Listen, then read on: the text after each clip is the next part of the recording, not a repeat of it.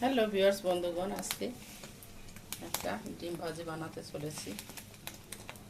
আলু সরি পেঁয়াজ, কাঁচামরিচ দিয়ে সরষের তেলে স্বাস্থ্যকর ডিম ভাজি এই গরমে দেখুন কি সুন্দর হয়েছে।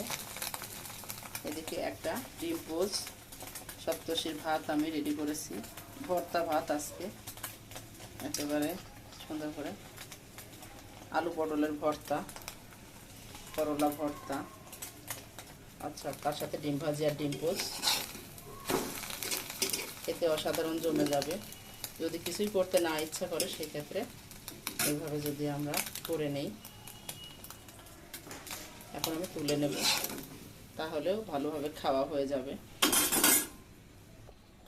এই যে জমে যাবে রাত্রের ডিনার, সকালের ব্রেকফাস্ট দ্রুত সময় করার জন্য। Please subscribe.